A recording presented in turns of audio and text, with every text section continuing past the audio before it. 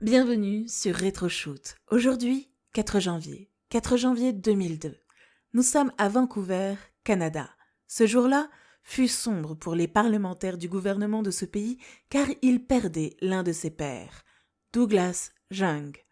Né le 25 février 1924 à Victoria en Colombie-Britannique et mort le 4 janvier 2002 des suites d'une crise cardiaque qu'il avait eue en 1995.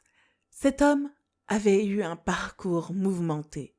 Né en Colombie-Britannique, son père est Jung Yik-ching, qui a immigré au Canada et est originaire de Guangdong, en Chine. Il s'enrôle tout d'abord dans l'armée canadienne lors de la Seconde Guerre mondiale, alors qu'il n'avait que 15 ans.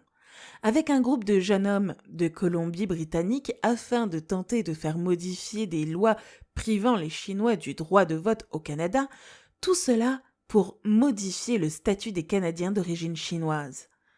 Bien que dans l'armée depuis 1939, il ne reçoit sa première affectation que en 1944, principalement parce que les personnalités politiques d'Ottawa et de Victoria ne veulent pas s'occuper de la question de l'émancipation des Chinois après la guerre. Et il a eu gain de cause, car après la guerre, les Chinois sont émancipés en 1947.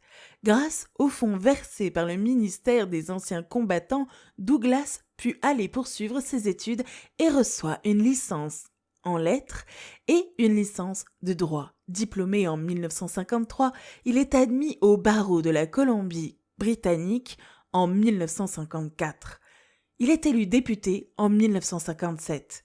Le 7 septembre 2007, le secrétaire d'État Jason Kenney annonce que l'édifice fédéral situé au 401 rue Burrard à Vancouver portera le nom de Douglas Jung, premier Canadien d'origine chinoise élu au Parlement. Si vous avez aimé ce petit format ludique, laissez un pouce bleu, à vous abonner pour ne rien manquer, et si vous voulez en savoir plus sur Douglas Jung, vous avez le lien dans la description.